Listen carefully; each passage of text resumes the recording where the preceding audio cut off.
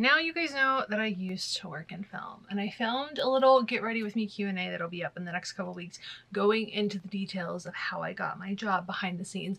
But I thought today we'd talk about my current show obsession, one that you guys are currently watching, and give you my perspective on why I'm so obsessed with it as somebody who worked behind the scenes, from the perspective of somebody who's dealt with marketing and content creation, but also in the just grueling aspect of everyday shooting. Blindspot has so much I feel like is underappreciated simply because you don't know the intensity, because nobody's ever sat down and explained it all to you in this level of detail, and I find it so fascinating. I'm obsessed with it. I keep talking about it with friends. I'm talking about it with you guys.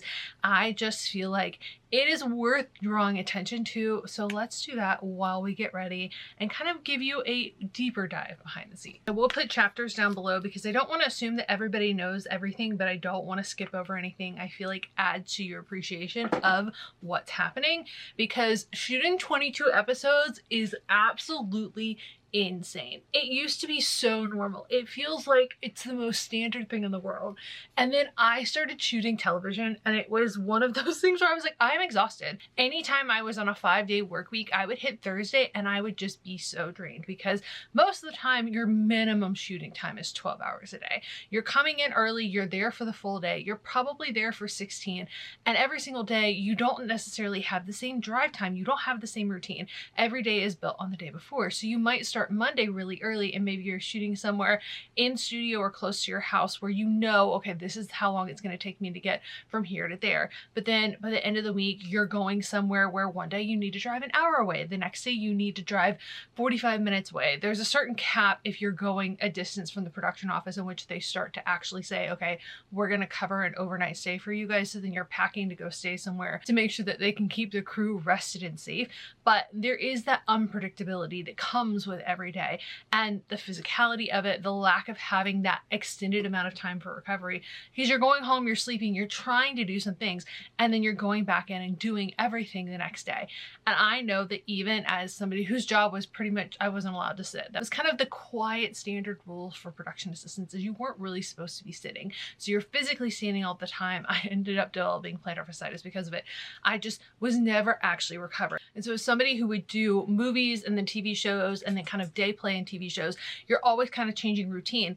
Even I didn't feel like I was fully recovering when I was doing full movies and working 5-day weeks. So then taking that to the extensive amount that was required, especially for this caliber of show, especially for what they were expecting, is just mind-boggling to me, because it is another level of intensity. Now, the two things you need to remember when it comes to television shows is the turnaround time for everything and how they are actually kind of strict on their scheduling ability. So what happens is, most of the time for a TV show, you shoot a pilot in the spring. We don't do this as much anymore because pilot season is kind of operating differently these days, but you'd shoot a pilot in the spring, and so you'd have a lot more time to kind of get it right. You go and shoot a lot of times in Vancouver, maybe in Georgia, wherever the case may be, and you can definitely see that in the show where we're changing certain elements between episode 1 and 2, and then definitely kind of as we're going throughout the season, the feedback, they're learning kind of the more detailed essence of how they're creating the show. But you have more time to kind of shoot that.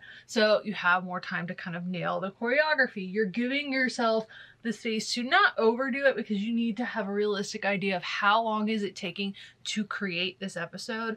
I talked about I Was Feeling Epic, the Vampire Diaries kind of oral story recently, and that was one of the things that Julie Plec kind of talked about with the pilot of that show, is things that they didn't end up keeping after shooting it because they didn't have access to it, because Georgia still was kind of in the beginning of becoming the filming bubble that it's known to be, but also there was just certain stuff that was way too time consuming or financially consuming, and it just wasn't as accessible as it probably has become now, but you're still kind of limited in what you're doing. TV shows also have kind of that like school schedule mentality. Like, you have people going back into work late July, early August, the writers are going in early, you're shooting until, you know, March or April, and then you're taking a break for the summer so everybody has a chance for recovery, so people can see their families, because they definitely probably haven't done much of that over the past 8 or 9 months. You're really kind of operating with that. It's really, really intense, and then we kind of get a break. But in saying that, what happens is you have 8 to 10 days to shoot an episode. 10 is probably way too generous.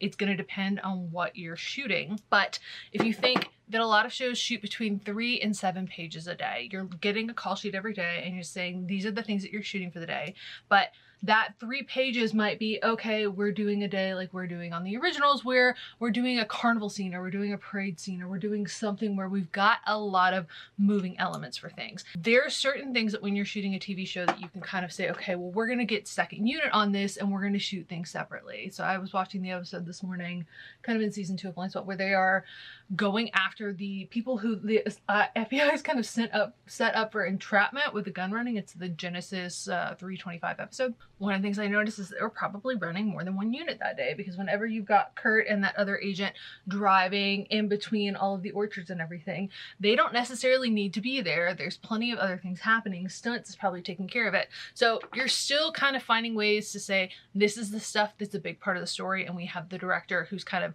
a part of this, and we need them for that. And there's just no getting around the time that it takes to get all of those extras in, bring in the crew, because the crew has their own turnaround time. Like, they have certain times in which you say, okay, now we've stopped them from working. They can't come back before this number of hours, depending on your department.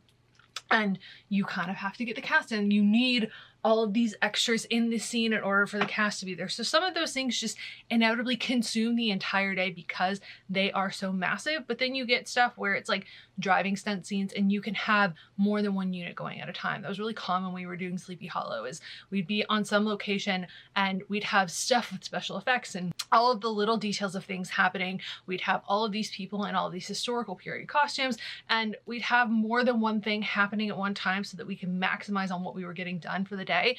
But in saying that, you have to take into consideration the timing of things. So if you've done any kind of editing or watching at home, I feel like, especially with TikTok, more people have played with editing over the last few years. And so it's really helped everybody have a better appreciation for just how long it takes, even for the simplest things.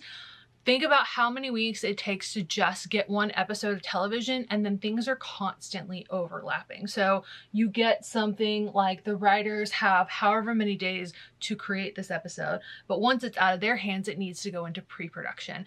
And while there's an episode shooting, there's an episode in pre-production because they're scouting things. Casting has to pull people in, extras casting has to pull people in. Casting then has to travel all of these actors to wherever they need to be in order to shoot this. Then you're shooting the episode for 7 to 10 days. 10 is way too generous, but we're just going to give you that window. And then it still needs to go to editing. And then once it goes to editing, it's still going to have to go through network approval, which might come back and say, hey, we need insert shots for this, this, and this. So the time consumption just to do all of that, and like the schedule management, consider the fact that like there's constantly something happening, and you have to be very aware of how you're maximizing on every single element, because there's not a lot of wiggle room. These episodes have to air at certain times. Advertisers paying with the expectation that there are going to be more eyes on this specific episode because maybe this is what's happening in the story. So there's a lot of just people juggling and not a lot of wiggle room. And then you add that to the caliber of television show that they're creating, and it's just... As a viewer, you know that they've got fight choreography, and it's a Greg Berlanti show, so these guys to some degree have got the best of the best helping them. And then depending on how prepared they were to take these roles, you know, they're maybe having to learn new routines of recovery. They're having to figure out, how do I sustain this and what are my limits for this to manage 22 episodes a season? Because our Janes, our Kurtz, our 5 main leads, they're not really getting much off time. They can kind of flexibly work around stuff. They can make sure that they put Jane in more long sleeves so that Jamie doesn't have to sit in hair and makeup as long, because that full tattoo is a very long commitment, and that affects how long they actually have to shoot, because as soon as she clocks in and sits in that chair, she has a limit before it becomes more expensive for them to have her there, before they're paying extra fees, before they're paying extra overtime, if they're forcing her in, meaning, hey, you've got... Normally SAG has a 12-hour window in which they can turn around actors. So if you wrap your actor at 12 p.m., you can't call them in before 12 a.m. unless you want to start paying extra fees. I believe that's like probably an oversimplification of it. There's always money penalties when it comes to these things, but as a human, you still need sleep. You still need recovery. If you're doing all of these fight scenes, learning all of this choreography, and you're having to kind of manage that on top of everything else, there's a certain level of, yes, you're balancing out the fact that maybe the dialogue comes down in certain areas, but you still are having to learn a different level of physical recovery, and you're having to learn the new choreography every single week. Other thing I found so striking, especially with watching season 1, and it definitely annoyed me at first watching it, and I was texting one of my friends to be like, I really don't understand why nobody knows what the zoom is for this moment in TV, but they really nailed their branding, and it becomes something that it might fade away as they kind of go on. A couple of consulting producers that I've seen over the years that have been a part of kind of establishing the first few episodes of a show, and they've really made it, it's very niche, it has its own very specific tone. If you go back and watch the first 2 episodes of The Flash, you'll know what I'm saying, because the way they decided to edit that show is almost kind of TikTok leaning, in the sense that we didn't really see that level of speed edit as a more frequent thing until people started creating on TikTok. But that takes a lot of time, and it adds to the show's energy. It adds to the fact that everything is at that higher speed for Barry constantly. He's always operating at a level that we don't know exists because everything is just constantly vibrating on a different level for him. But with Blindspot, they really chose the branding and the way they decided to shoot everything. And I'm talking about the handheld camera aspect. Now, I kind of had to walk myself into understanding all of this, because there was definitely a few moments in episodes 1 and 2 that were bothering me. When we're really close up on the general and that first kind of conversation, I thought, this feels a little bit too much. You get kind of used to it, but there are some moments where I was like, I really wish that they would have kind of given us a little more space here, because typically when you're watching a television show and you're looking that close at something, you're really trying to draw attention in a very specific way. You're trying to put people in a certain emotion. It really has its own intentionality when you're adding it into the narrative. And because this was such a standard part of the first season, there are a few moments where it feels like it's a little bit too much, and it really kind of adds to that sense that you as a human, if you were the one like in there, you're the spy, you're the person who's kind of in the midst of everything, you're not seeing all of the excess. Like, I'm seeing my camera right now, and then I'm seeing what's kind of over here and kind of over here, and so you're really kind of giving your audience a very specific vision of how they're watching it. You're moving them around a bit more to kind of add to the intensity. But what comes with that is the fact that the camera operators aren't getting the same kind of support physically that they probably would be if they were shooting this show differently. And what I mean by this, there's quite a few ways that camera operators have a setup when it comes to how they hold the camera, how they interact with the camera. You'll see, I mean, if you're behind the scenes, you might see the dolly setup, which looks like a train track, and there's a grip who's pulling them as they kind of go throughout shooting. There's not really one set place that you have to use a dolly, depending on just how you're able to set it up safely. And then you have camera rigs that are more attached to the operator that look like a very just elaborate kind of front backpack lock-in situation. It means that there's more flexibility in how they move. It means that they turn around, you're not suddenly seeing all of the stuff on the floor. They can really be in the space with whoever they are in the scene with. And there's a lot more kind of balancing, because you need to be able to make sure that your operator is comfortable and safe in handling this heavier piece of equipment, which is 20 to 50 pounds, could be more depending on what camera they're using. And so you want to make sure that they have that, but it also has that mechanical ability to manage stability for you. But with Blindspot, when you're using more of a handheld camera, you are physically having to make sure that you're able to move and adjust and do all of the things with it. And that's just more physically for whoever is operating. I know that they have more than one operator. I know they were shooting with more than one camera at a time. And to go with that, you have your first AC, who is the focus puller. So if you've got your camera operator and they're moving around consistently, you also have to have somebody who is able to pull focus with precision, because things are constantly changing. You can definitely see in a lot of scenes where we're going from here and we're zooming in and it looks like somebody's twisting the lens to kind of bring us in the moment. There's a lot of those details that require that extra level of expertise. But then we go back to the fact of how long they're shooting every episode of TV. So if you are the operator and you're doing all of this, you are holding this camera for hours at a time at it every single day. And again, that physical recovery time. There's only so much of it when you have this window in which you have to make sure these episodes have been shot, have been edited, have been sent through all of the approvals that they need to be so that they can land on TV at the exact right time that they've been scheduled and advertisers and network executives have prepared for. Other thing I don't think we appreciate enough is just how much they shot internationally. And I feel like we've had so many shows since this one came out where it feels a bit common. Jack Ryan being the first one that comes to mind for me. But think about, again, the scheduling aspect of it, like how long they have to get all of these episodes and all of these things done before this goes to air on TV. So when you're considering you have all of these actors in a certain amount of episodes, but now you need to travel certain people around the globe, and there's only so much you can do with the fact that they need to have time for recovery. They need to adjust to a new location. You're having to find crew maybe previously haven't worked with before, so you need access to this. You're having to deal with whatever kind of regulations are happening in a different country, and everybody at home is on a different time schedule. So you also have to have somebody who can kind of stay on top of everything that's happening, because you need to know that they're getting everything that you need them to be getting and that everybody's watching the dailies, because heaven forbid you need to do reshoots and they kind of have to go back and get any coverage or any extra bits that they might have missed for a scene. And Blindspot wasn't a show that just did one episode a season in another country. They did multiple episodes in another country, and they weren't shy about showing it.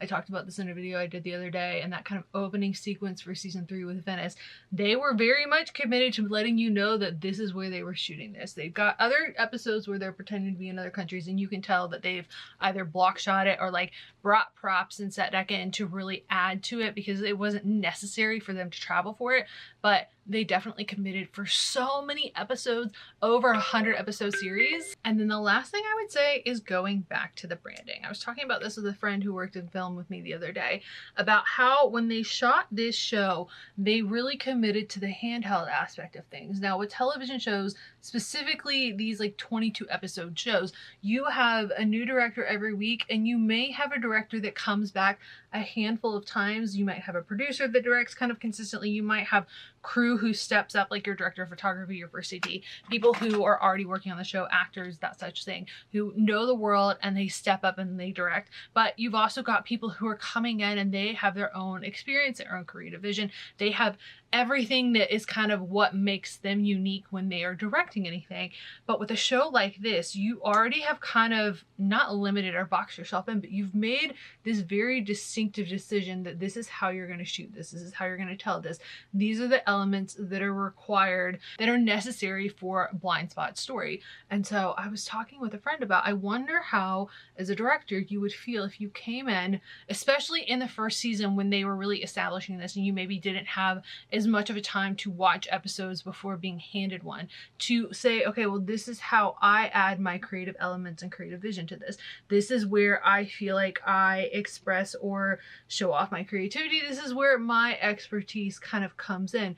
Do you feel expanded by it? Do you feel more limited by it? Does it change your experience when you're directing to suddenly have certain things taken off the table as an option for how you're shooting this? Personally, I find that absolutely fascinating. I need to go down the rabbit hole of who directed and see if I can ask anybody specifically questions about it. But it's just one of those things that when you're watching TV normally and you don't have that behind the scenes experience, you don't need to think about it because there's no reason to.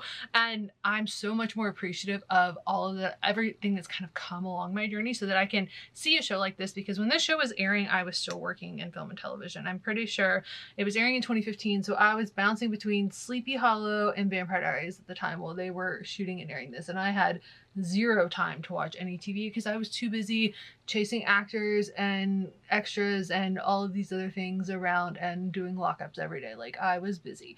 I also didn't have the context for story that I have now, the appreciation for just everything with the physicality of it, but how you're creating these worlds and the way that we kind of analyze stories now, whether or not it's shorts content, whether or not it's sitting down and me talking to you. I'm kind of grateful that I didn't watch the show earlier because I wouldn't have had the same appreciation of it, but I do find that absolutely fascinating because it's not something that you feel like you see when it comes to a lot of shows, even more so today. We talked about this a bit with Bridgerton rewatch content, in the sense that you can really tell, because the show is shot like block episodes, so a director comes in and has 2 episodes at a time. It's quite common with how streaming services are doing contracts with directors on TV. You tend to see these 2 look the same, we're tweaking a little bit. You might get 2 episodes later that have a different feel, and it feels like you have different actors or you have a whole different TV show because there's a different director shooting. But when you've got a network television show and you don't have the ability to kind of encompass this all at once,